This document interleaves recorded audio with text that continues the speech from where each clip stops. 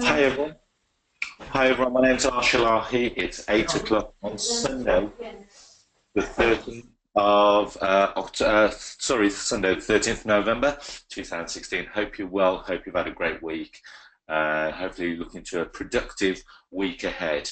For those that don't know, feeling a little bit fragile today, should I say. As my birthday yesterday, I went out with a group of friends and it got quite productive. So feeling a little bit fragile, but all in all, we're here. We're going to start, and hopefully tonight we're going to be addressing quite a few questions that you guys would have hopefully asked throughout the presentation. We're going to be talking about how to make smart crowdfunding investments to stop your money being washed away by the rising tide of inflation.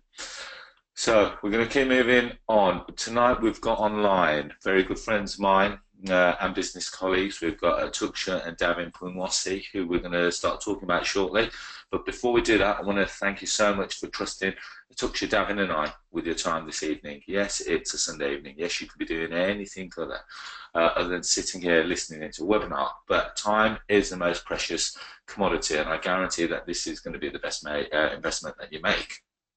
So in just around 90 minutes time, you'll understand what makes crowdfunding worth it and how crowdfunding can give you a 10% bigger return on your money than a bank. Now, by all means, the one thing that I do always like to do, first of all, I'd like, the one thing I forgot to ask is, A, can you hear me nice and loudly and clearly? If you can say yes, that would be great.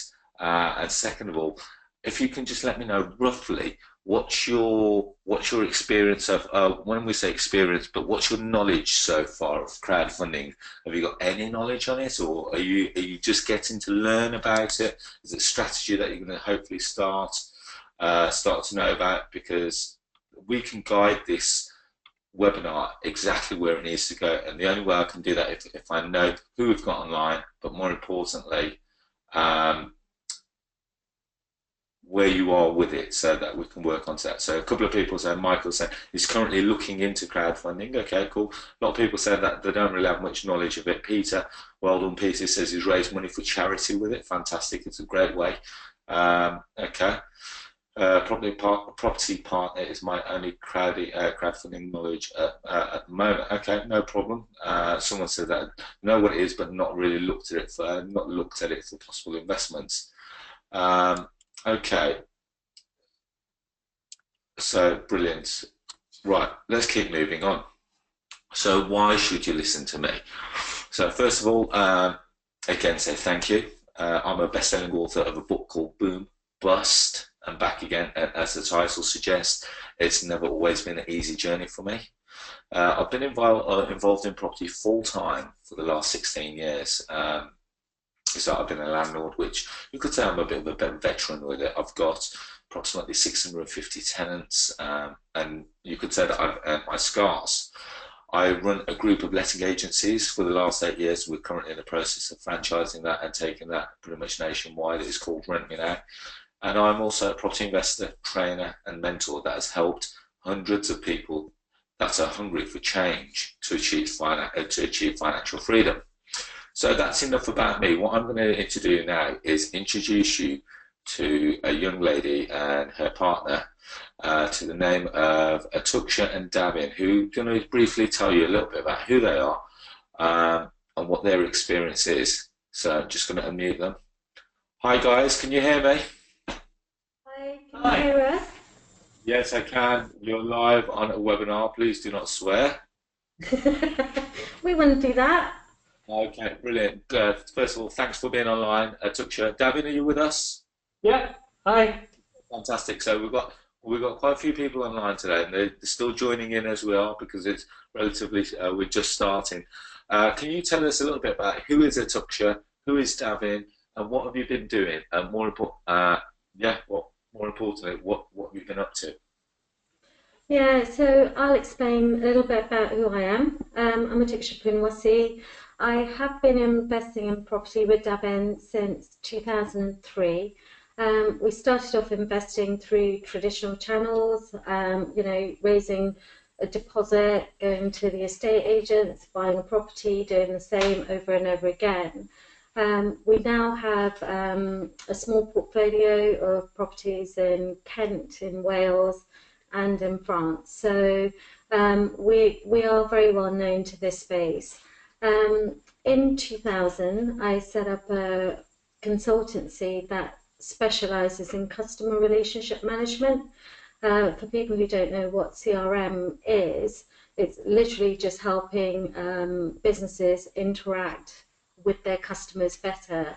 And the ultimate goal is to build a raving fan base. So if you have loyal customers, they're more likely to keep coming back to you. For that business, for the first 10 years in particular, we never marketed our business. Everything was through word of mouth. So it's sort of practicing what we preach. I still have that, but I have consultants who now do the consultancy on a day-to-day basis. As part of the CRM journey and sort of tying it into property, last year we published a book called Cave to Castle. It's all about CRM, but it has some interviews in there with a lot of the property players in the UK talking about their views and experiences of building customer relationships and what they do to sort of build their crowds and things like that. So, and that was it's a best-selling book on Amazon, so something we're really pleased about. We moved into crowdfunding in 2013. I will leave that to Davin to talk about in a bit more detail. Earlier this year, I became a director of an organisation called the UK Crowdfunding Association.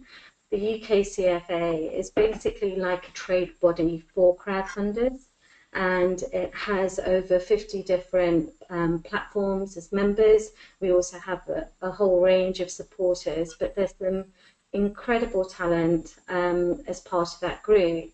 And the goal of the UK Crowdfunding Association is really to mould the way for how crowdfunding develops in the UK. So it's about sort of building relationships with HMRC, the Treasury, and the FCA, the Financial Conduct Authority, but it's also providing a single voice for all types of crowdfunding platforms. And as it says at the bottom, I'm also the co-founder of 2 UK crowdfunding platforms, but I'll leave it to Davin to talk about those. Okay, so who is Davin? Dav, come on, now's your time to shine. Tell us who you are. Give us just a brief introduction. Because what I want to really do is get into the meat of the presentation, so people really understand what crowdfunding is all about. Okay, I'll keep it brief then. Yeah. So in a previous life, I was in IT, working for multinational companies all over the world, setting up and consulting on databases. I am also I'm the other co-founder of the 2 crowdfunding platforms. We have been into crowdfunding and setting up companies since 2013, and going through the regulation loops and hoops so that you don't have to. I'm also part of the company that's a member, full member of the UK Crowdfunding Association. I do business and property coaching as well. We have a couple of little portfolios that we start off in a traditional way, and we've written a book about crowdfunding called Simple Crowdfunding, just to help explain to people how it works, what it is, and why it can help them. Okay, brilliant. Thanks for that. So what we're going to be doing is, first of all, talk about what is inflation, because inflation is where the average increases in rising prices. What we've got is we've got a few slides just giving us a bit of an introduction on inflation, and then we're going to start talking straight into crowdfunding. So just bear with us whilst we get you through to that section. So inflation basically means that your money won't buy you as much today as it could yesterday. A reduction in the purchasing power of money. That's in its simplest form. But what causes inflation? Well, there's 2 main factors: supply and demand, and the cost push. When we talk about supply and demand, now supply and demand for me is a big factor in my business. And it's always one thing that my business studies teacher taught me back in 6th form. And he goes, Arsh, what you've got to do, you've got to make sure that there is demand and you've got to supply it. And that's exactly what I've done with my business throughout. Now, one of my businesses is that we trade properties. Now, who wants properties? Property investors. Is there demand there? Of course it is. All I've got to do is supply it. But with regards to inflation, when the demand is high for a particular product, the company can often and does put its price up. When the demand is high for your service, you push your prices up, asking for a pay rise. House price bidding wars exist because there's a greater demand than there is a supply. And we all know that there's a national shortage of housing in the UK, and as a result, house builders, when they build them, what do? They know they tend to build in specific areas where they know there's a shortage on the basis that demand is going to be high. Would it make sense building somewhere a product somewhere where there isn't any demand?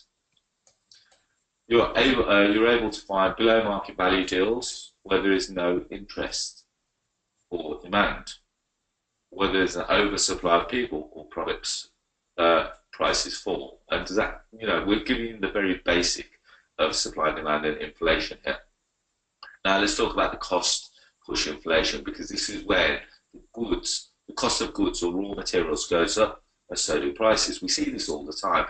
Prime example being petrol. We see this at petrol stations. We see this in the supermarkets. How many times do you go into a supermarket and see that, well, a couple of months ago, a product was a lot cheaper than what it is today. As a result of that, the cost of the production has gone up. As a result, the cost of the product then goes up. And the person that is always the one that to get hit is the end customer. Now, let's just use it on a day-to-day example. I fill my car up, and every time you go there, it's a different price at the pump. From day to day, it can, it can fluctuate. From a full tank of £90, tomorrow it might be 92. The week after it might be 87, and it fluctuates all the time. Because we have to look at what the value of the pound is. At the moment, there's no secret that the pound is weak. Now, I went to, for my birthday, I went to Amsterdam, so I flew out yesterday, come back today in a whole load of pain. And I really noticed the difference of the pound. As a result, we'll talk about Brexit shortly, but a weak pound makes foreign goods more expensive, and that's so simple. When we're buying stuff from foreign countries, when the pound was strong, those products were cheap. Now the pound is weak. For argument's sake, yesterday the exchange rate for the euro to the pound was £1 was 0.94 euros, not even less than a pound. Before it used to get 1.5 euros per pound. So we used to get a lot more euros, but now as a result, a third of all the goods are imported into the UK, such as food, fuel, clothing, technology, and cars. So let's keep moving on. Now let's talk about this thing called Brexit. Now we all know what's happening in Brexit, and the last few months has been a bit of a crazy time. And it's probably something that you'll probably never ever experience again. So, first of all, well done, because, you are part of history. The value of the pound dropped to its lowest rate in 25 years on the hearing of the news. Now, we all knew that when we woke up that morning and we were told that we were going to leave the EU, the pound also dropped. Theresa May's April deadline saw the value drop to a 31-year low. Now, there's lots of other things that we've got to take into consideration that are actually in the pipeline. What's going to happen when Article 50 is actually invoked? These are all, admittedly, they're all doom and gloom. And the markets react according to the news. That's exactly what happens every day. If you're a watcher of the markets, as soon as the news reports either fluctuates, goes up or down. Now, this man on the right needs no introduction. He has really shook the world apart. Like him or loathe him, he is now the new president of the USA. Shocking news sent markets into freefall. Whoever thought a business person with no previous political education or involvement is now taken seat in one of the most powerful positions in the world. Now, Trump wants to put in trade tariffs. He's talked about 45% import tariffs on Chinese goods. Now, what's that going to do to the whole world? It's going to make all the products, the large multinational companies, we'll talk about, sure, all their products are going to go through the roof, and some are going to fall out because what's the current rate of inflation? 1% according to the Bank of England, but what is it really? Now, let's talk about some products that we know and we love that are on supermarket shelves. So we've got Morrisons, for argument's sake. They put the cost of Marmite up by 12.5%. As a result of that, Tesco refused and went to war with Unilever, and failing to find an alternative supplier, Tesco relented. But this is the power of the product. It's not, Marmite had to do that as a result of the cost of their product going through the roof. Another one, Unilever, they had to hike their price up. The average cost of 20 Unilever products rose by 5.6%. Now, this Patoli original spread went up by 31.5%. Now, these are things that we use every day. The Comfort Concentrate Pure Fabric Conditioner, 9.9%. VO5 Styling Mousse went up by 14.8%. And these are results of that. So what's the current rate of inflation? Would you say it's between 6 and 10%? And where, more importantly, what will it actually ever rise to? If you've got any questions regarding this, feel free to ask away and we'll get through to it. Because in actual fact, what does inflation mean for you? In the current account, the current interest rates is 0.1%. And instant savings, access savings accounts are 0.25%. And an ISA, it could vary anywhere between 0.25 to 1.2%. It's actually costing you money to leave money in the bank. Now, from an investor's point of view, if I was to say to you that, yes, you can put your money in the bank, let's just say you leave £100 there, but when you come back to it, it's actually not going to be worth £100. It's actually going to be worth £98. Is that actually worth you doing that? And Stuart says, I think we already all know this, Arsh. And I completely agree where you're going there, Stuart, but we're just creating the background, and within a couple of minutes we're going to go straight in, and these guys are going to start talking straight about how crowdfunding can have a real diverse effect on this. So £100 in 1920 has the equivalent purchase power of £5.33 in 1998. The real value of money is the amount of goods it can buy, and it gets less every day. Our money is buying us less and less stuff every day. So what's the solution? What is the solution? Focusing on the only thing you can control, where you choose to invest your money. For the smart property investors, the answer actually could lie into crowdfunding. And this is why I decided to run tonight's webinar, because first of all, there's lots of people out there who are finding that property prices may have gone up and they can no longer afford to get involved in property. There's lots of other reasons why you may not be able to get involved in property, but crowdfunding is potentially an avenue for you to do that. So what I'm going to do, I'm going to pass the control now over to our good friends Atuksha and Davin. And guys, are you guys still there? Yeah. Okay, brilliant. So first of all, talk to us. What is crowdfunding, and more importantly, why do you think it's a great time to get involved? Okay, so crowdfunding, there's a couple of things here. It has actually existed as a concept for a very long time across the globe in quite ancient civilizations and things like that. The reason that a lot of people are talking about it now, so I've gone straight from that to now, is because a few things have happened that has made crowdfunding really attractive. The banks have stopped lending for various reasons, and we could talk about that all night. And the internet is available. And actually, the internet is still a relatively new thing. It allows people to communicate across large distances and large amounts of people. So when you bring crowdfunding as a concept into that mix, where businesses, property developers, landlords are looking to get money to do their projects, and the banks aren't lending to them, there are lots of people who understand what they do, how it works, and think it's a good idea and would love to be part of that. And so with the internet, with technology, people then have that opportunity to give small amounts of money, which when all added together becomes a large amount of money that an individual or an organisation can use to do a really good project. You could see it's a bit like a Match.com of property and finance. Lots of people see a project they like, they can all bid a small amount or pledge a small amount. That all gets added together, and all the work of managing the people and the contracts and all that is done by the crowdfunding site. So it keeps it all above board and legal.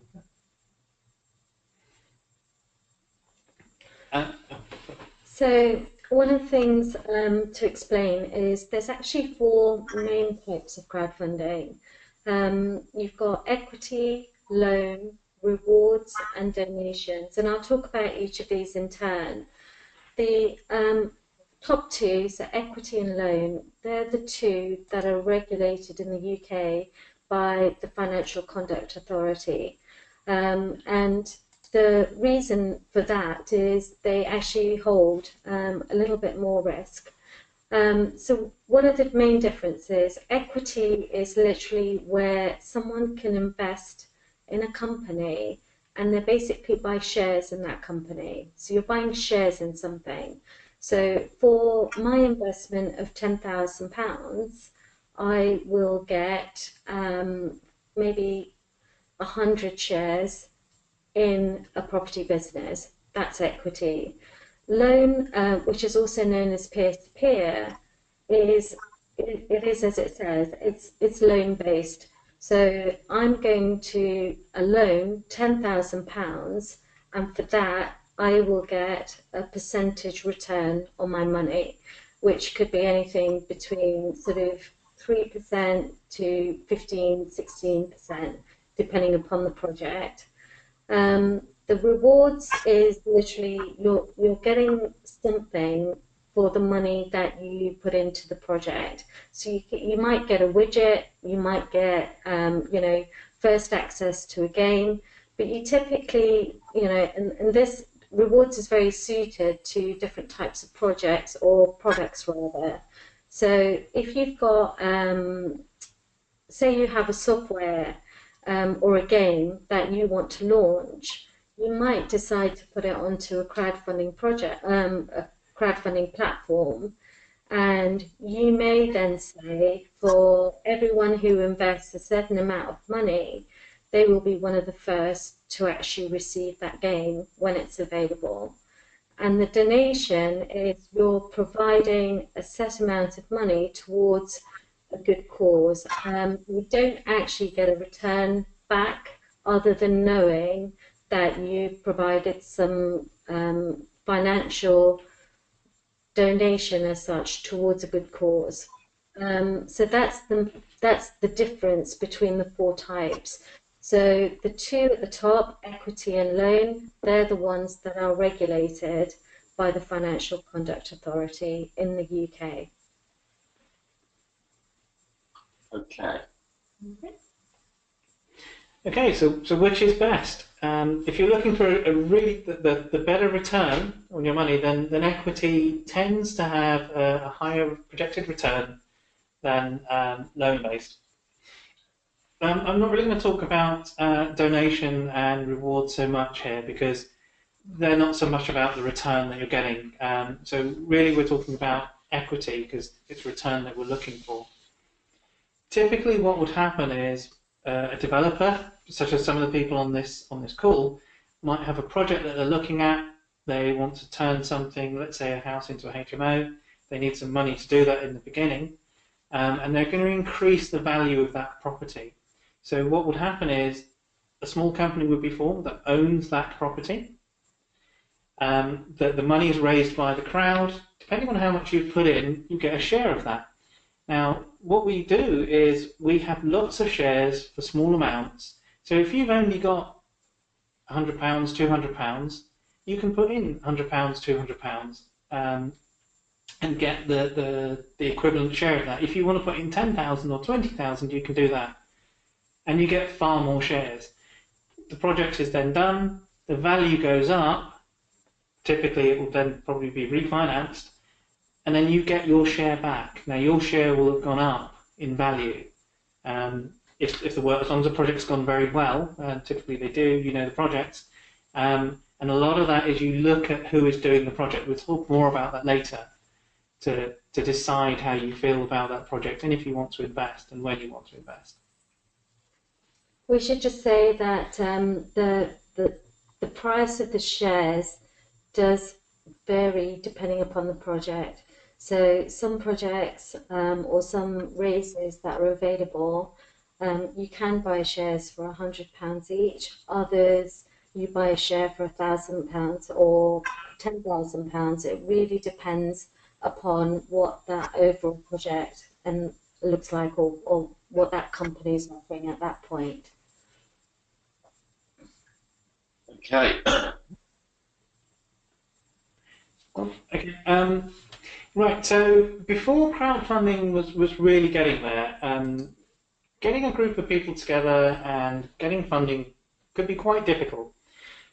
You had to manage all of those contracts and get the evidence, get the contracts checked and signed, and often the individuals might want little changes, and that would cost you to have your lawyer check it, have their lawyer check it, and you end up with keeping the number of people very small, maybe 4 or 5, and that would feel big if you're then having to deal with each one separately, separate contracts, all that kind of stuff. It could get really complicated and potentially move outside of regulation, which is obviously not great.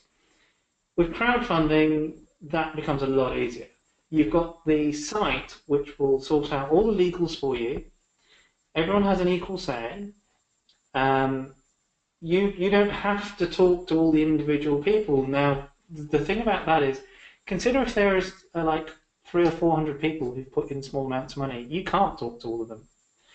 Whereas what the crowdfunder does, it manages that process for you, and it makes sure all the communication goes the right way. And in a typical situation, if one, this is one like it, this webinar here, one person has a question, it's usually a really good question, and what we do is we'll give the answer to everyone. And it's a bit like when you're at school. Somebody asks a question and you listen to it and you think, actually, that's a really good question. I'd like to know the answer to that. And you get more information. And sometimes it creates more questions.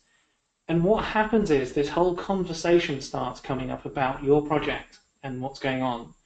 And lots of people start to get to know you more, get to know your project more, and they get more buy-in. And you get to ask, as an investor, you get to ask more questions and get a lot of information. If you're not sure about something, ask a question and you'll find out. So anyway, sorry, back to the paperwork.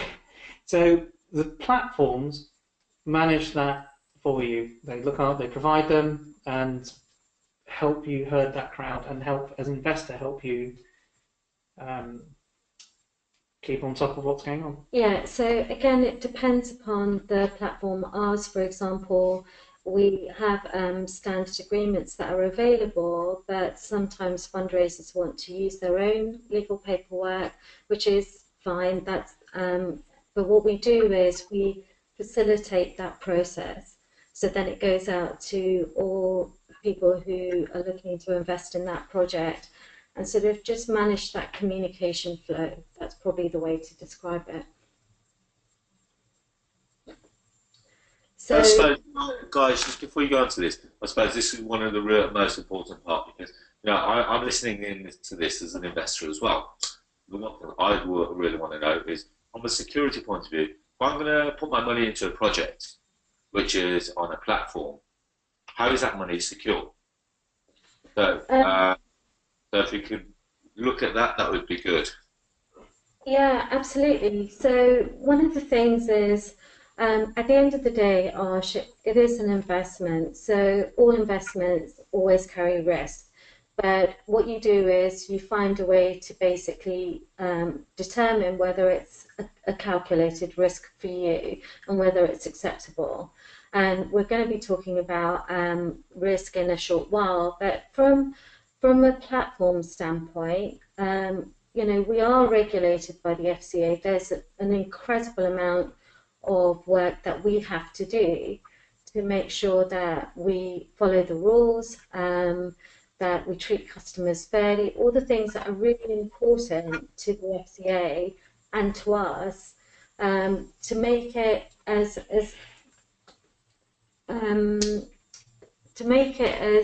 as easy as possible, I suppose. So some of the things that we have to do, for example, there's something called capital adequacy. So for every platform, you have to have, we have to have a certain amount of money that's held in case there is a problem.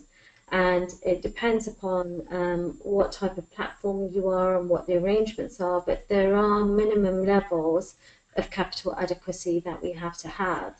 We have to go through full sort of client money protection regulation. We work with the CAS team at the FCA, for example.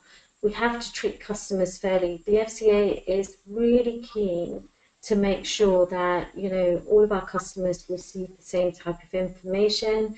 There's no unfair treatment, that type of thing. It's really, really important. We still have to give a set number of days for cancellation if people change their mind. The disclosure requirements basically mean we have to make sure that if there's something that we understand to not be good for the deal maybe, or something like that, or all the information that we receive, we pass on. So that is really important. If there's any disputes, we also have to sort of keep tabs on that. And from a platform standpoint, we also have things like reporting we have to provide back to the FCA. So, you know, on certain bits, we have to report monthly, which we're doing at the moment on the debt side.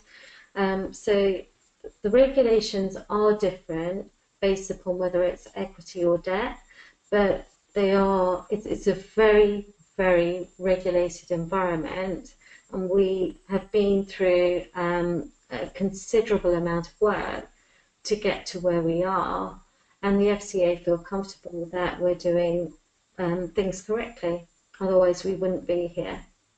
Okay, cool. And that's good. And you've covered up a fair amount now.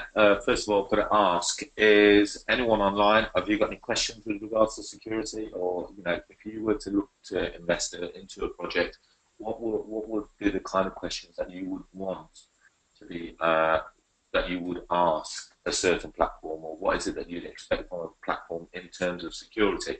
You can let us know whilst we've got Atuksha and Davin online. I think that would be a great opportunity for us. Okay, so what is your risk appetite? And this is really about how you feel about risk.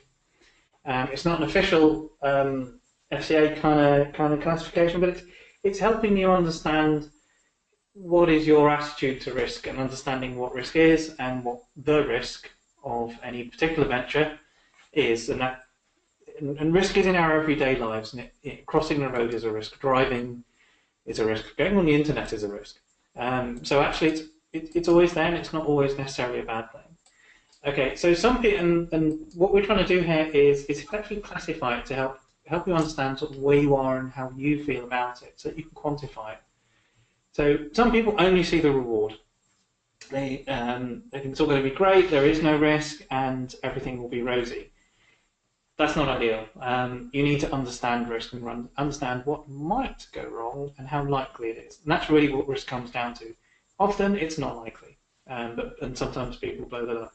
Glass half full. Okay, you can see some of the bits, and some things you can't actually look at or quantify, but you decide to take the positive approach. Glass half empty. Same as glass half full, except you decide to take the negative approach. And actually, that's an interesting one, because it really comes down to how you feel about things and your view. And then some are extremely risk averse, only see the risk, and tend to not go online, not go out the door, not switch on the kettle, not use a toaster. You know, it depends. Sorry, I'm good. Okay. So what does your risk appetite mean? Which is the next one.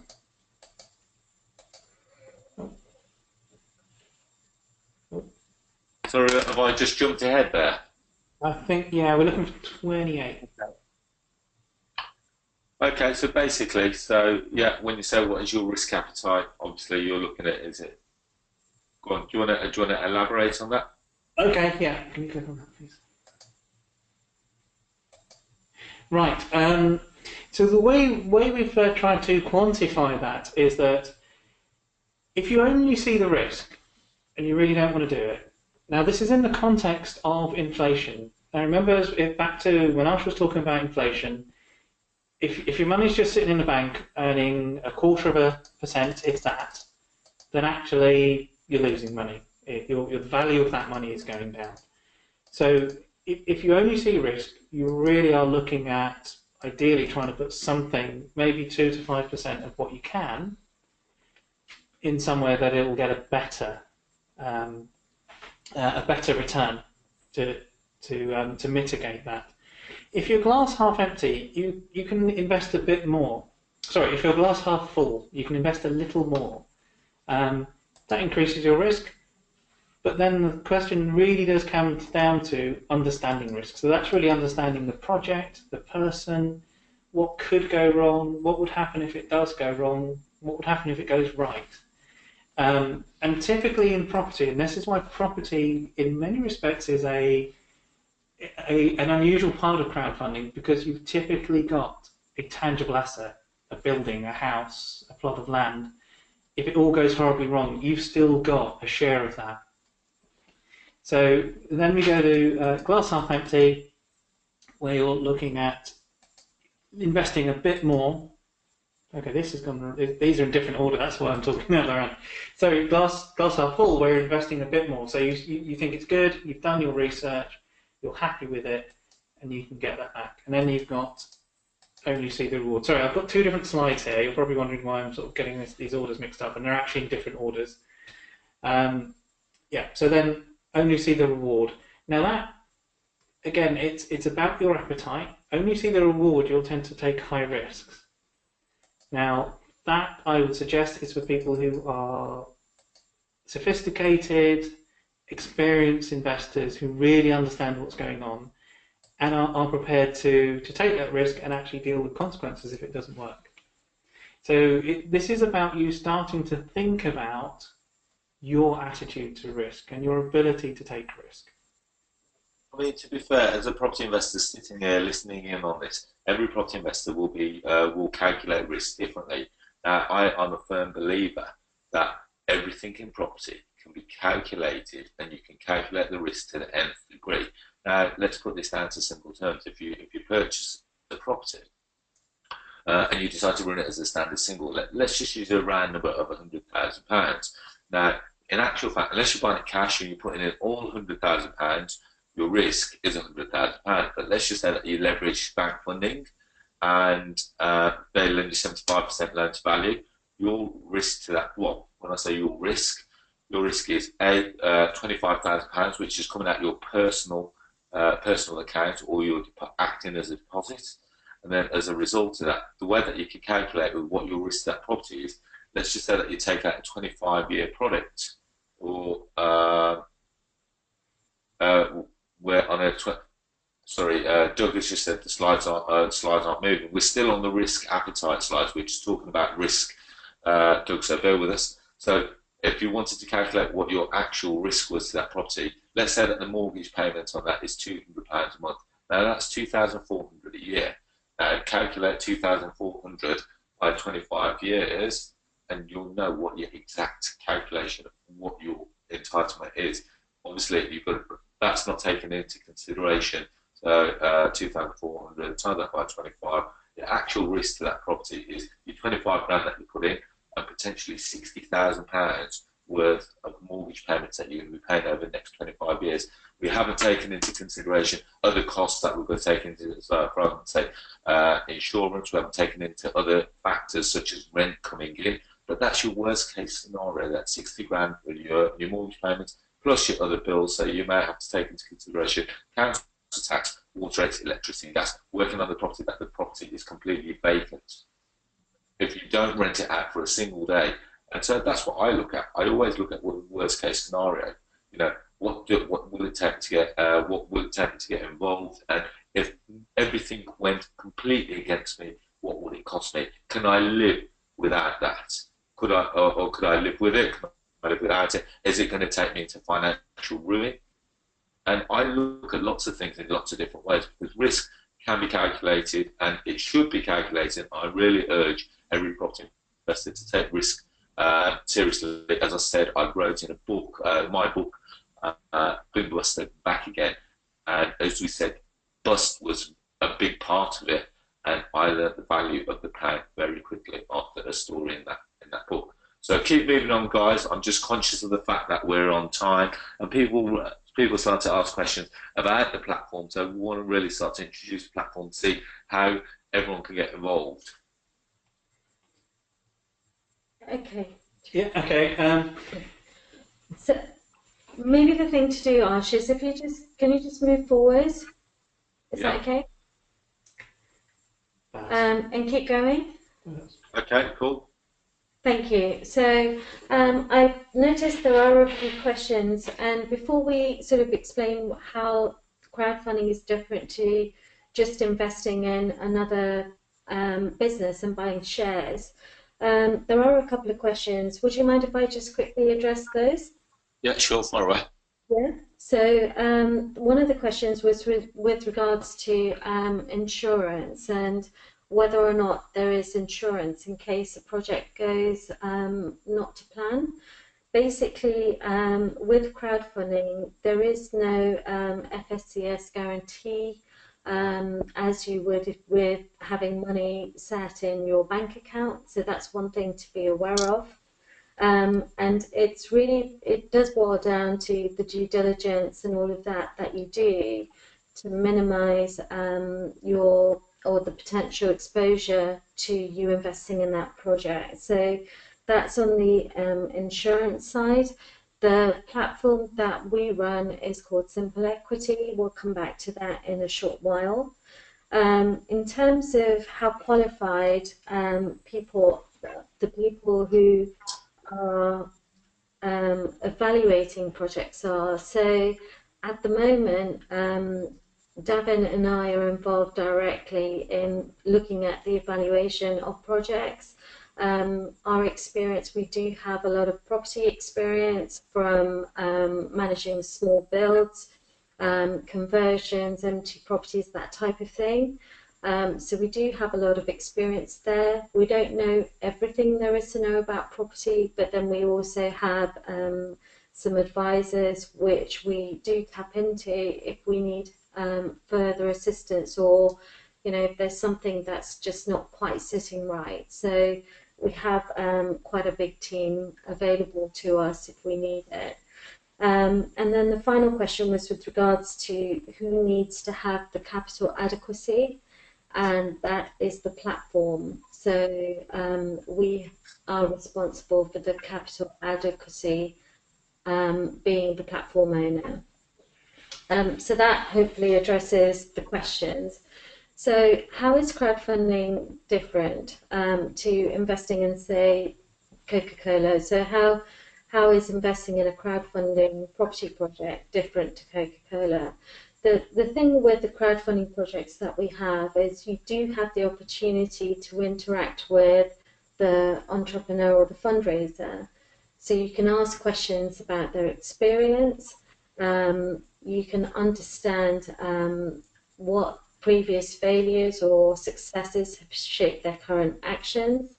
And it's like having a front row seat. So you do have the opportunity to interact and to learn.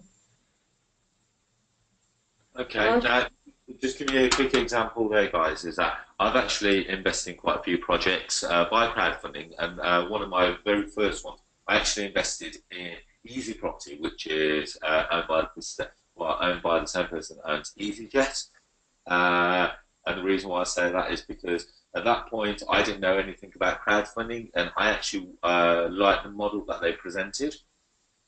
And as a result of that, now when Atuksha talks about having a front row seat, it is very much that. The reason being is the fact that I'm updating all the time with emails as to all the things that they're doing. I am pretty much like a shareholder in their business now. As a result of that, I get updated, and if I want to, I can dictate I can determine how much or how little I get involved. Now, with that project, I've decided to be completely hands-off, and I just read the emails, I see the agendas. I think I've once been to one of their AGMs just to see how it all worked. And it's a fantastic project, but that's just one of their projects. And now I've also invested in other building projects where I'm pretty much just keeping up to date as to how it's going, and I'm learning along the way as well. As Atuksha said, no one knows everything about property, and exactly we're going to talk about how crowdfunding or how Simple Equity can show you. So keep going, Atuksha. Okay, so actually you do get updates. So and it depends upon the fundraiser as well, as to how often they provide updates. You can understand where the project is at different stages. You do have the option to ask questions if you want to, and as Arsh mentioned, you do learn from the sidelines. So there's quite a lot of extra information that you can get. Arsh, I just want to come back. I see there's more questions, if you don't mind, because I think some of them are relevant to answer here, if that's okay. So let's keep moving on. So one of the things that has been asked is, where do we find our projects? And actually, the projects come to us. So we don't. It's not a platform where we just provide our own projects or anything like that. People who are in the property space will basically come to us and say, I've got a project, this is the type of funding I'm looking for, or this is what I want to do with this, and then we'll go through the assessment process. So as long as it's property related, we will consider it. In terms of the minimum term of investment, it really, again, depends upon the project. At the end of the day, you're buying shares. So you're buying shares in a company. If you're buying shares in a company that has stock which is going to be held, then it's as long as, the term will be as long as what the majority want to do on that. So if you say, you know what, we're going to hold the stock for 5 years or 10 years, and then we'll decide where we go from that, then that's fine. That's the decision, that's the investment you make in that particular company. There are other companies that are doing development projects, and the development project will last 6 months to 18 months, and in terms of the paperwork, it will say there'll be a get-out clause once it reaches certain stages or once the project is finished. Every project is different, so that's just something to be aware of. Okay, so let's keep moving on now, guys, because the one thing that I'm conscious of the fact that we're running on time. I really want to start talking about. So this is a great slide. Now talk us through what the 5-step system is and how people can really benefit from it. Now, if someone's asked a question, okay, so what's the beginner steps? Where do we start? What's the first steps? And then another person asked, how do I actually invest in crowdfunding for property? What am I, where do I begin? Okay, so there's a couple of things. So the question of where do I begin? SimpleEquity.co.uk, there's some good information on there, and you can see some of the projects that we have, and we'll talk about a little more about that later. So with the 5 steps, what projected return is being offered? So have a look at, if you like the look of a project, have a look at the return. Does it sound good to you? Does it sound realistic? If they're offering you a 7,000% return, that doesn't sound very realistic. If they're offering you 3%, well, actually, is it worth moving your money? So if you've got projects which are projecting returns of anywhere between 8 to 12% or 20 plus, then you decide if that's really interesting to you. Then the other thing is, how long will my money be tied up for? Because you can't, once you've invested and the project has got going, you can't just turn around and say, actually, I've changed my mind. So you need to know that you're happy for your money to be in that project for a certain amount of time, whether that's a 6 months quick turnaround development, 1 year, 18 months type development. Right, so what are the risks? This is the third thing you need to look at, and you need to understand them. Now, a lot of you are property savvy, and if you're learning about property, you're obviously working with Arsh, and so he's a great person to ask for advice and find out about property deals and what's going on with them, and get some advice on whether it's a good project or not, or how it's likely to go.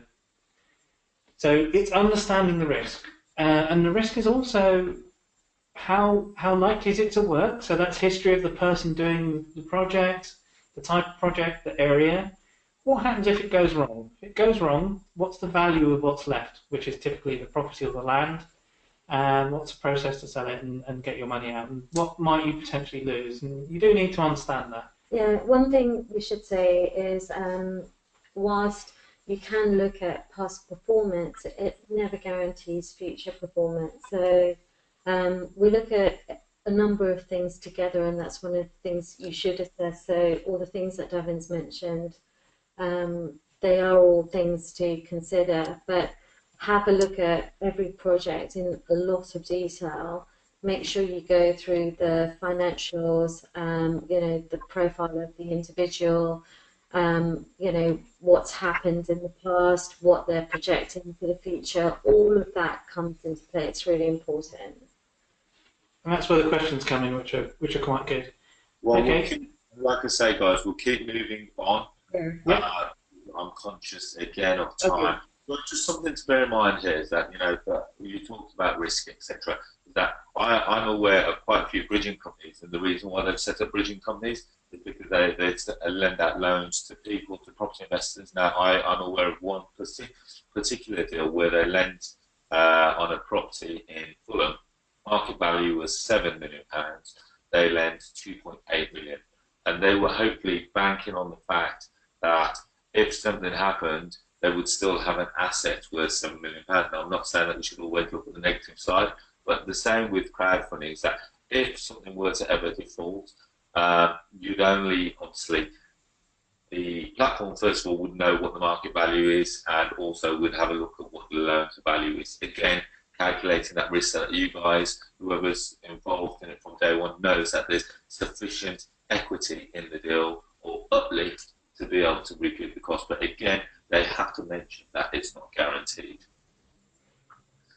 So what we're going to do then, Atuksha, is we're going to talk about we're going to talk about a project that has recently been funded. Is that correct? First of all, I want you to briefly introduce you guys. The reason why I put this slide in is this isn't your everyday run-of-the-mill project. Now, there are lots of different kinds of strategies out there. So, rather than say, there's buying properties below market value, there's development deals, but also there's other stuff like service accommodation, there's lease option deals. Now, previously, other platforms wouldn't have been allowed to lend on such projects. Now, Atuksha, would you just briefly give us an introduction on the guys who were in win-win? More importantly, why they needed the money, where the project was, what the projected returns were over what period. I think we've got a lot of that on the screen. And more importantly, how do the investors benefit from it? So for win-win, it was a very unusual request. It's not your typical sort of development projects or buy for long-term hold. This project specifically is a rent-to-rent opportunity, 4 properties in London, a 3-year window, and they look to raise just over 30,000 in order to pay for the first month's rents, and also just to do some minor changes to the properties. And so that's what the funds are for, projected returns over 3 years. And, you know, there is a lot of information available in their project plans. They've gone into quite a lot of detail for it. 120% projected returns over 3 years, quarterly dividend payments, and based upon their projections, the investors were looking to get their actual initial investment back after 18 months. So then the remainder 18 months worth of dividend payments would have just been anything above that. So a really interesting opportunity, not your standard property as such. Atuksha, sorry to butt in, just off memory, just for the guys who are on the webinar now. Now, I looked at this project, and believe it or not, I thought it was a great project, and actually got involved. And as a result of that, I looked at the share price was £257 per share, and that was a minimum Yeah, so for argument's sake, now the question that you've got to ask yourself, guys who are online, this has actually been funded, so this isn't a pitch, by the way. So this has actually been funded, but this is an example of one of the deals that they've done. So £257 was the minimum share price. They had to try and achieve 30 grand, well, just over 30 grand for the opportunity, on the basis of producing a projected return over 3 years, 257. On the basis that for each share I bought at 257, I would then get back £308.40 to be precise. Now, if I went off and bought a number of them, obviously it's making me money. And the beauty with these guys is that they really knew their stuff. They really do know this stuff. It's quite a young company. It's quite an aggressive marketing company. I like the way that they approach it. I like the systems that they had in place. I did my due diligence on the guys. I really like them. I actually got to meet the guys, had a chat with them, picked up the phones with them. They sent me some additional information that I wanted, and likewise other investors that I knew also invested in this project. And they're projected to get all the money back after 18 months plus their dividends. Do you want to add anything else to this? No, you know, they have a lot of experience, these guys. They have other rent-to-rent properties before we'd even considered this. And it's a really interesting project, and actually it's been a lot of fun working with them. The next one, Arsh, if you can go to the next slide. This was a very different project. Okay, this one is currently running. So, sorry, this one is currently running. So, Century Spaces is the person behind it, the main person behind it is someone called Thomas Escobeck. And Thomas has a lot of experience in the property space. He's done a lot of conversions, operates in London. This particular project is in Bristol. We launched our platform with the first Century Spaces deal and the win-win. The first Century Spaces deal got fully funded, which is great.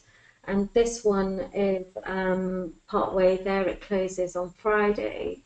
And actually what Thomas is offering for this project... Sorry, how much is actually outstanding on this? Pardon? How much is actually outstanding on this? This one it's showing as about 140 outstanding. We've had quite a lot of interest in it. So there's another question. Pardon? What's the minimum share price? Okay, so the minimum share price, so the share price itself is £500, but the minimum investment for this project is 5,000. Okay, so just so that we know, guys, I'm breaking it down for you. So here's a project that is currently on the simpleequity.co.uk site. Now, here's a project put up by an investor who's offering projected 20% return in 6 months. Now, their vision is very simple, and it's just so that I can break it down. They're looking to buy a property with a huge garden. Now, with a bit of strategic planning, what they're looking to do is title split the house and the garden so that they're now sat on 2 different titles with land registry. They're going to sell the house off once it's tidied up with a basic refurb, and then they're going to sell the garden with planning permission.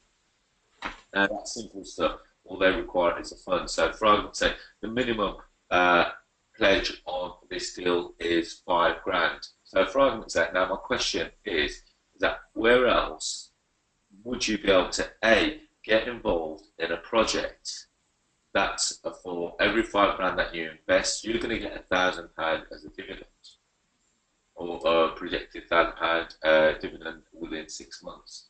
The bank would offer you that. Hence why I started to go through the rate of inflation at the start of the presentation.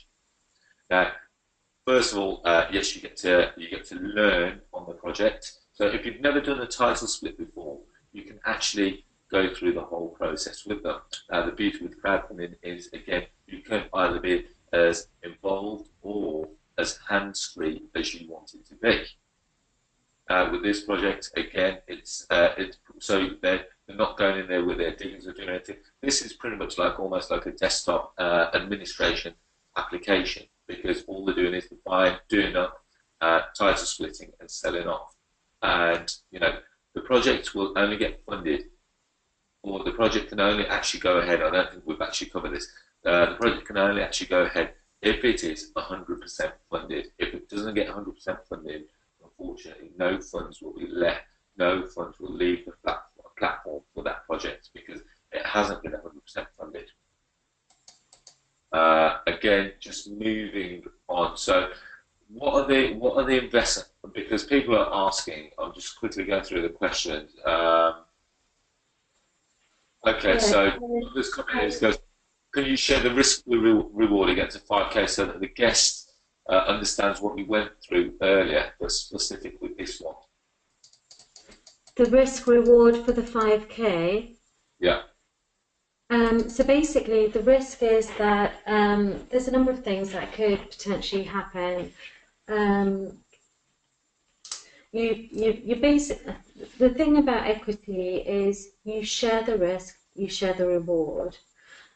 So there are, as everyone knows, with property projects, they could not entirely go to plan. So it could be that actually, to get the planning that's needed will take longer than the projected times. It could be that, if the project is then developed out, that could take a little bit longer. There's a number of things that could happen, and people need to be aware of it. So what I would say is, if you are looking to tie up your money for no more than 6 months maximum, then this probably isn't the project for you. So whilst it's expected to be that, all of this is projected. It could also be that the rewards in terms of the final amounts that are raised might be a little bit lower. So that's on the risk side. On the reward side, actually, you're still sharing the profits based upon the investment that you make in proportion to the investment that you've made. So actually, if the property or if the planning permission comes through earlier, and you basically, the property or the plot of land gets sold at a higher rate than what's projected, then everyone benefits from that. So but there are a number of other things, but in a nutshell, that's you share the risk, you share the reward. Does that make sense? Yeah, that does make sense. I'm going to come back just really briefly to the investment class or investor classes, because this is really important to understand. So what happens is, and again, this is FCA, it's a regulation requirement. So all people who are looking to invest will be in one of three categories. I'm going to start at the bottom. So we've got the high net worth. So people who have over a set amount of assets, and they can base, not even, when I talk about assets, I'm not talking about things like your family home or any loans you've got outstanding or pensions or that type of thing at this point. So for high net worth, if you've got a certain amount of money that you're happy to invest, it's over 250,000. There's various categorizations, but in a nutshell, you have a certain amount of money to invest. You reach certain thresholds, and then you're regarded as a high net worth. Sophisticated investors are people who don't have as much money to invest. However, they understand investment. So, one of the categorizations, for example, if you want to become sophisticated, is to basically be registered maybe on a crowdfunding platform for a minimum of 6 months, and then have done 2 transactions, so invested in 2 projects. Now, some projects, the minimum share price is £100. For other, if you invest outside of property, you could probably do investments for like £20 if you wanted to, but you need to be on a platform for 6 months minimum and have done two investments. Everyone else falls into the resale category, and we have to assume that the people in this category have limited experience of investing. They may not have substantial funds to invest, and so for these people, they are only allowed to invest a small proportion of their disposable assets as such, and that's typically 10% per year. So, but what will happen is if people want to register on the site and they want to join the community, then all of this is actually explained to them online. But you do need to be aware of it. So to be fair, guys, like as Atuksha just said, that's one of the reasons that we're running the webinar, admittedly. So that's one of the main reasons we want you to get yourself registered on the site. As a result of that, you could then become one of the investors, as Atuksha just mentioned. Now, everyone,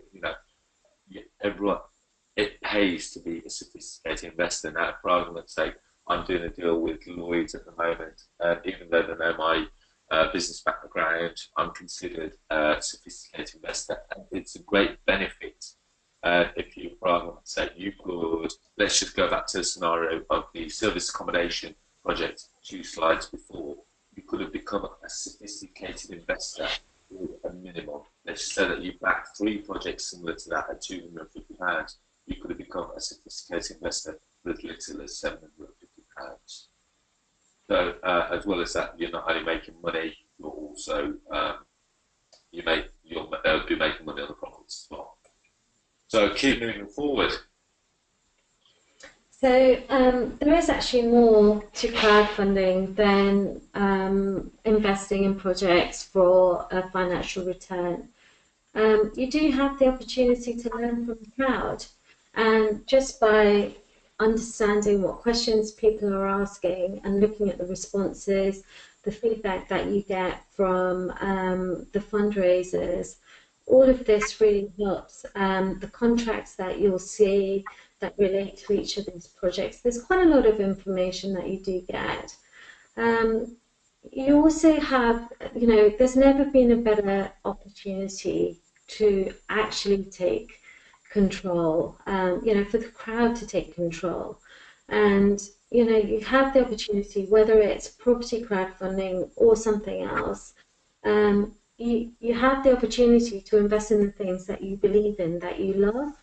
And it's not, for fundraisers, it's not a case of you have a handful of people who are deciding whether or not you're going to get the funds. If your project is a bit unusual, there may still be an option to actually get it funded through crowdfunding, because if your investors understand the property market as well, they'll have a fair idea of what's going on and how these things can work. So there's never been a better time, in my view, to determine or to get involved in this space, and you can actually make a difference. So we're talking to people who are looking at doing property projects, and then looking at sort of community projects within that as well. And you just invest in the stuff that takes your fancy, to the risk that you feel comfortable with, and you have the opportunity to learn and interact with other property people who are in this space. So it could be that you learn on the job. So there's plenty of opportunity. Yeah. It's a two-way street as well, because from a developer perspective, you're creating a crowd, some followers. From an investor perspective, as one of those followers, you get to know the people you're investing in, and you also get to follow their project and learn from them, and you start to get a comfort and a feel for what's going on. Okay, so moving forward, so what is simple equity? We've kind of talked about it all throughout the presentation. So simple equity is a crowdfunding platform launched by Davin and Atuksha, and it was launched in, was it September 2016? So it's only a couple of months old. August, yeah. Sorry, it was August, indeed it was. So it's only a couple of months old. And the reason why we're presenting here today is because we want you guys to register your interest on the site simply by going to simpleequity.co.uk. In the top right hand corner, all you've got to do is register. It takes you through a very basic and easy to use registration form. And I'll let you know, Atuksha, just tell us a little bit about the platform and what it can do for the smart property investor. Yeah, so it depends whether you're looking to raise funds. Let's start there. So for people who are looking to raise funds, there's a number of things. One is it does give people visibility of what you're doing. So we talk to property people who are really successful at what they do, but actually they're just not out there. Their presence is unknown, and they're also looking to build a crowd online. So that's one thing. The second thing is, we do provide the support that's needed. So doing projects outside of regulated environments is proving a little bit more challenging, in part for certain types of JVs and things like that. So again, to be able to put it through a crowdfund, through a regulated platform, takes that hassle away, in actual fact. And then we also heard the crowd. So again, we have certain developers, for example, and they do have a number of people approaching them who have sort of £10,000, £15,000, £20,000 to invest, but they don't physically have the time to be able to manage people on that basis. So again, you do have the opportunity to build a following online, and it's a really powerful tool to have, because in time, as your presence develops, people will start following you and following your projects. And it might be that, people will start with investing a few £1,000s potentially in certain projects until they understand more about how you operate and what you're doing. But actually, when the next project comes, they'll invest a bit more and then a bit more, and so it continues. So on the fundraiser side, there's loads of opportunity. We have the CRM background. We know how to build raving fan bases. That's what we do. And we really try and sort of bring that into the crowdfunding angle as well. The other thing is, there aren't a lot of platforms out there that will consider all projects. So that's just something to be aware of, that there are other property crowdfunding platforms. Some present their own projects, some have very tight criteria for what they do. But as long as it's property, we'll consider it. We're happy to have that conversation. And at the end of the day, we can make the decision because it's our platform. Okay, that's come in, and it's quite an important question actually. It's Abdul's book. Okay. In order to be considered, what's needed for a successful fundraising campaign? What's needed for a successful fundraising campaign? So what if someone was to come to you and say, Atuksha Davin, okay, so I've currently got a project that I may require some funding on. What do you need of me, or what is it that they would have to present to you to make so that the site? But there's a number of things, a number of steps that we'll go through. We want to find out more about the project itself, obviously. We do have some inquiry forms which we'll send out to people, which just literally gives us a flavour of what the project is about. And on the back of that, we'll then have conversations to understand what the fundraiser wants to achieve.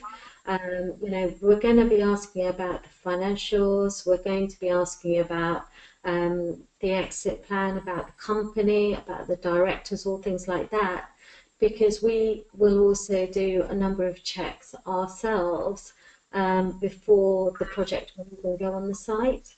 So it's not a case of every single project will go on the site. If we really believe that the project is not going to work from our standpoint, then we won't put it on the site, because at the end of the day, it's our platform. We have to protect that. So there is quite a lot of work that we do, but the first thing is for people just to get in touch, and that can be done on the site. There's a fundraise tab at the top menu, so they can just literally fill out those details and then get in touch with us that way, or just over email, and we'll start those conversations. Okay, great, thanks for that. Now, Doug has asked, is it better to ask for smaller amounts to let more funders in, or is it down to the preference of the entrepreneur? Now, one thing that you've got to take into consideration here, Doug, is that just imagine that you're now looking to put your project on the platform. Now, in an ideal world, you want to get it funded as quickly as possible, which means that potentially you may want to open it out to mass market. Now, let's just imagine there's a load of investors, and let's just say, for argument's sake, you want £100,000, which seems to be the number of the evening. Now, you could either have it as 10. You could say that I only want chunks of 10,000, which means that you would, technically speaking, need 10 investors, or you could break it down to as little as £200, or even as little as £50, which means that then you would have hundreds, even thousands of investors. But the fact is that you open it up to a much wider audience, people who would not have been able to previously been able to afford to get into property.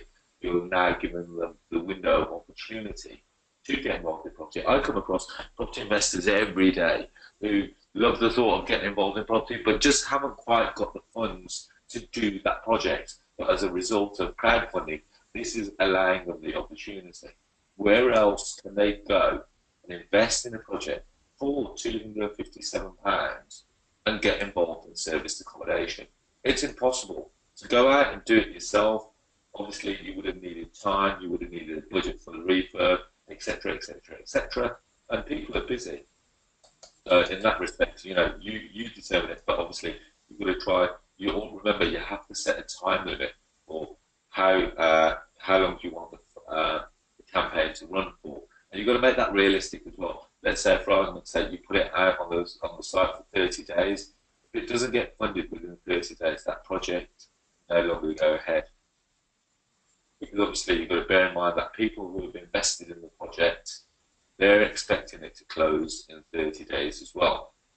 So there's got to be some realisation for both parties here, because if after 30 days you're only 50% funded, and then we have to go back to the backers and say, guys, unfortunately, at the moment it's still not 100% funded, we're going to run it for another 30 days. What kind of message does that say, not only about your project, but about us trying to raise the funds for you? So, we need to be realistic on all levels, and I'd rather say that from day one.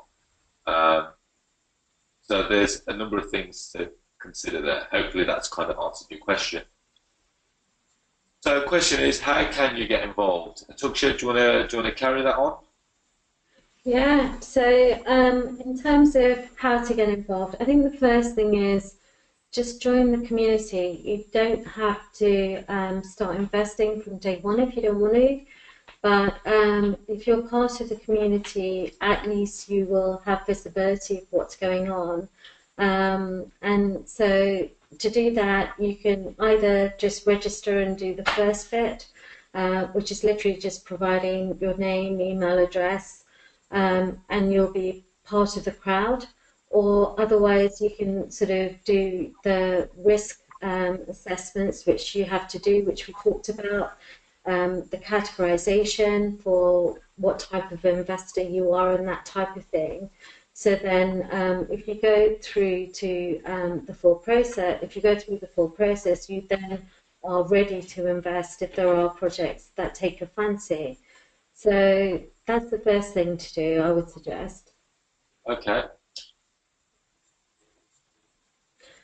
So this is the Century Spaces. This is the one we've talked about a little earlier. It is currently live. This is one of the projects that's live. We have another 2 on there as well. So the Century Spaces one, the reason we're talking about that right now is it is closing on Friday. The minimum investment we've talked about is £5,000. So it's buying 10 shares, and it's a projected 6-month project with a projected return of 20%, which is why we're showing £1,000 there. They are projected. There are risks, as we've talked about, so just be aware of that. But this one does close on the 18th of November, which is Friday. Okay. Sorry, yeah, well, so in terms of where they're at with it, there's been quite a lot of stuff going on in the background. You may recall we sort of mentioned it.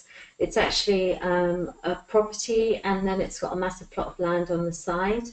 The idea is to separate the plot, the land and the property, do up the property and sell it as it is, and with the land to get planning permission to build 3 houses, and then to sell that as an opportunity once planning's through.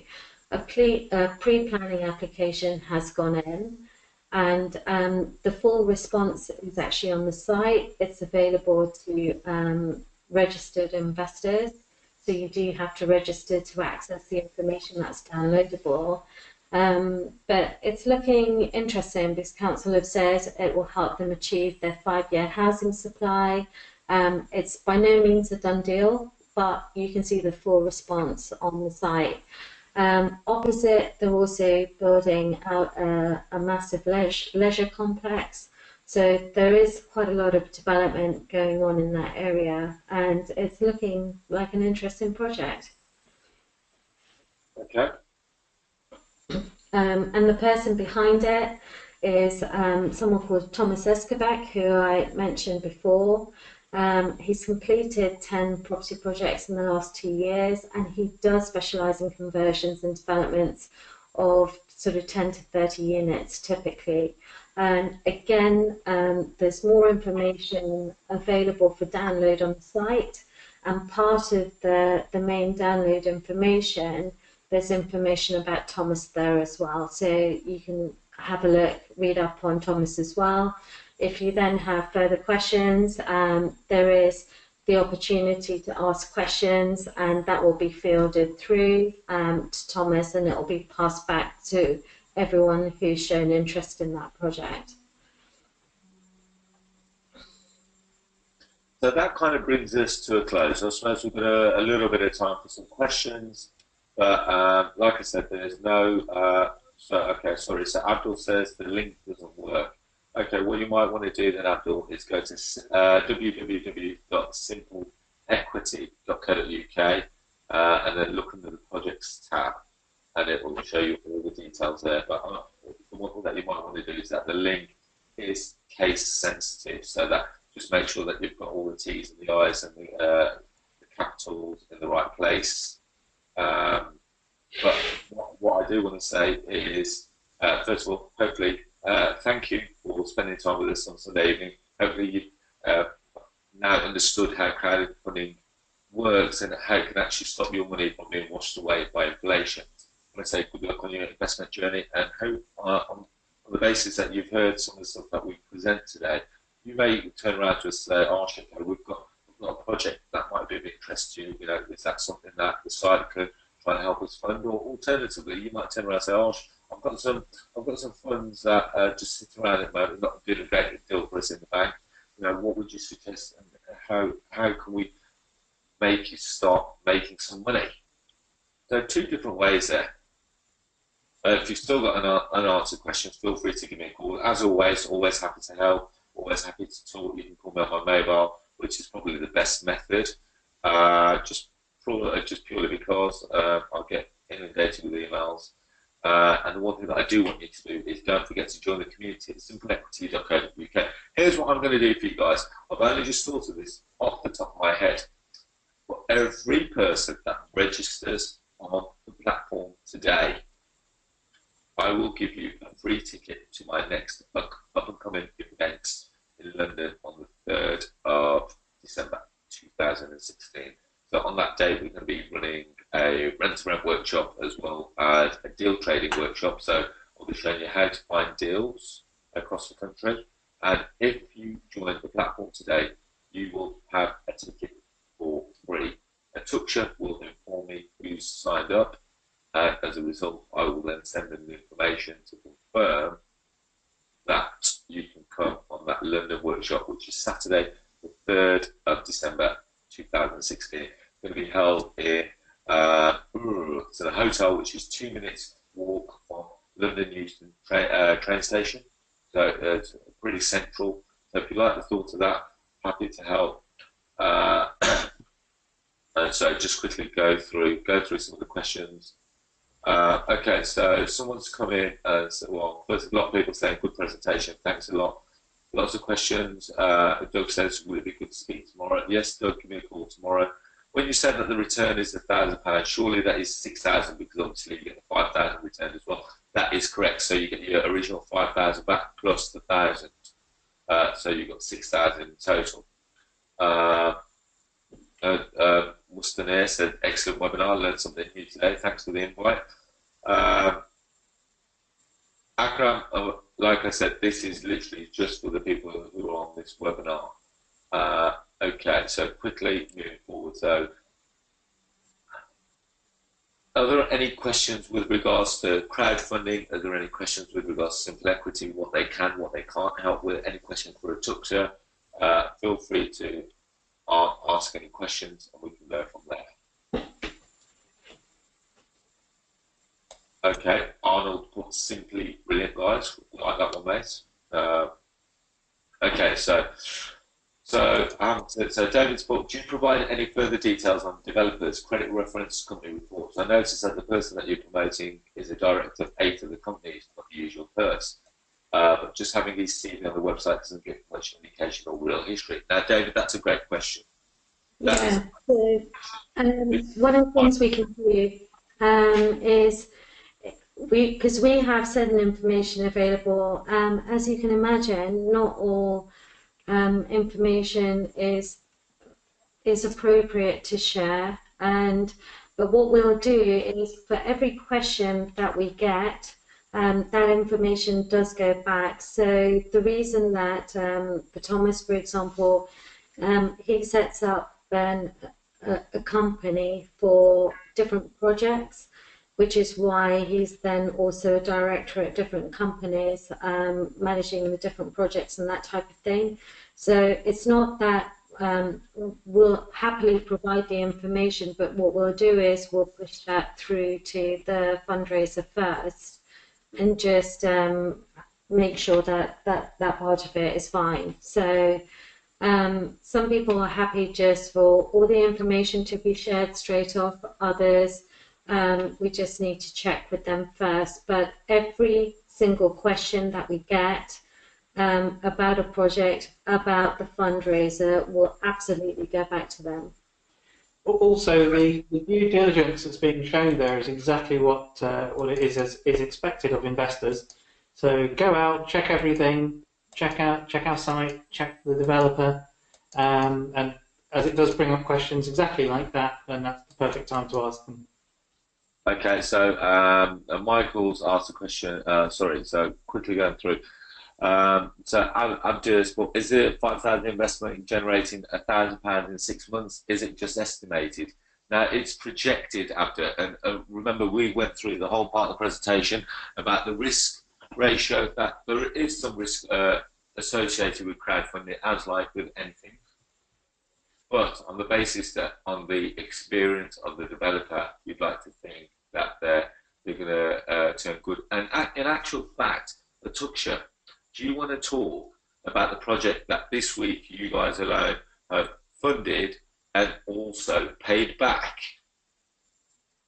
Yeah, so this And this was on the debt side. So it's a company called Lifestyle Lets, and they do a number of high-end renovations in Mayfair.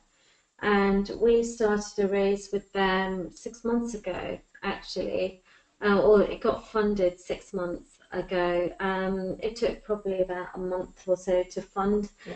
And it was paid back on Friday, which is fantastic. So that's the second project that's been paid back. Just if you can go through the process, how much was each share offered out at? That wasn't on the share. It wasn't a share basis on that one. It was on the debt side. So they were just offering a 10% return per annum. Okay. Yeah. Cool. And the interest payments were paid back quarterly. So there was one payment after the first 3 months, and then the second payment was paid when the loan was repaid as well. So, and actually, we're now talking to them about an equity project as well. So, it's been an interesting opportunity.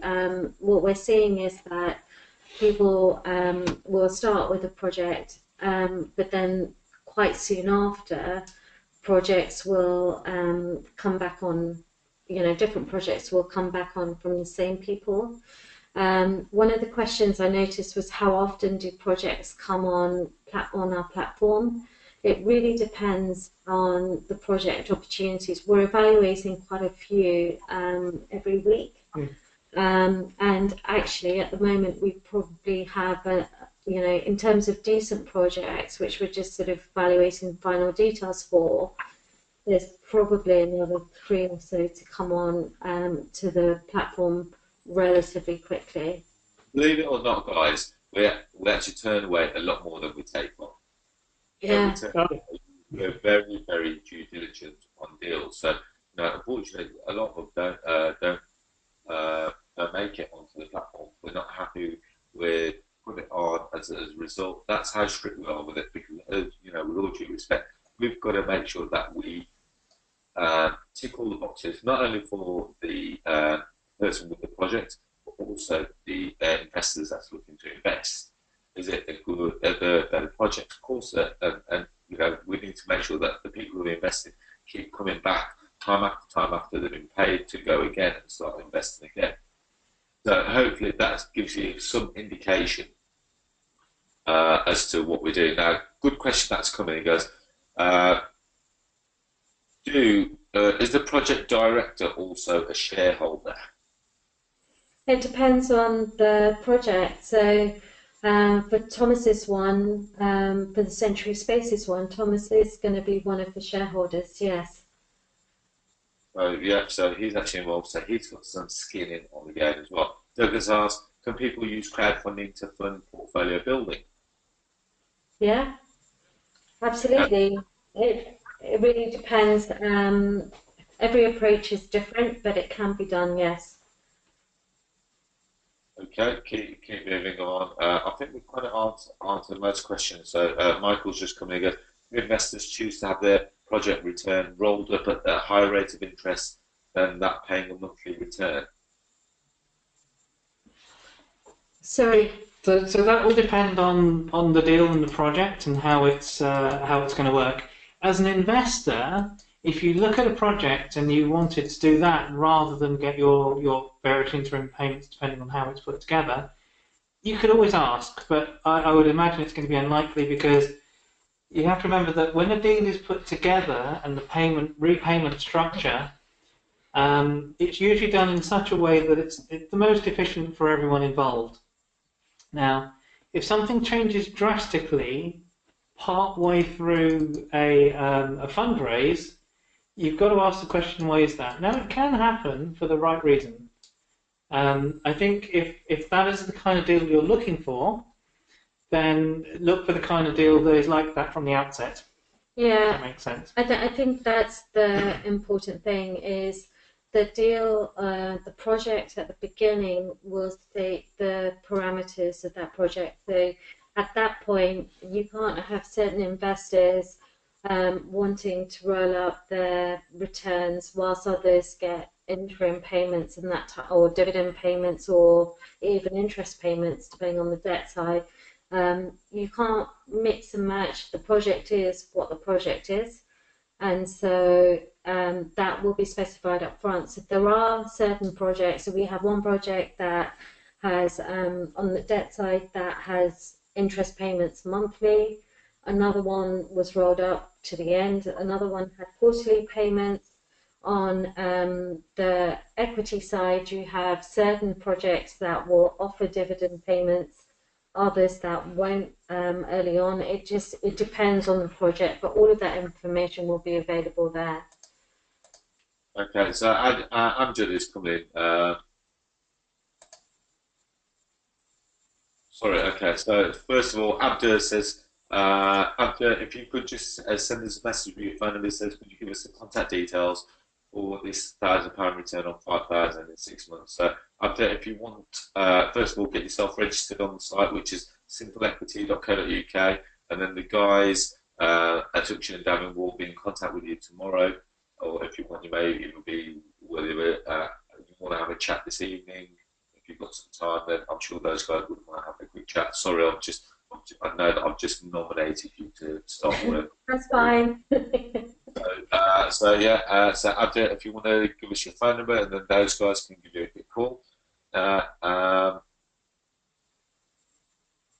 Right, okay. And Amjad, what happens if you fund half the project? Could you JV the project? Well, when we say fund it, Amjad, you've got to remember that the other half may be funded by the crowd, which means that, technically speaking, it'd be pretty impossible for you to JV on the project, so to speak.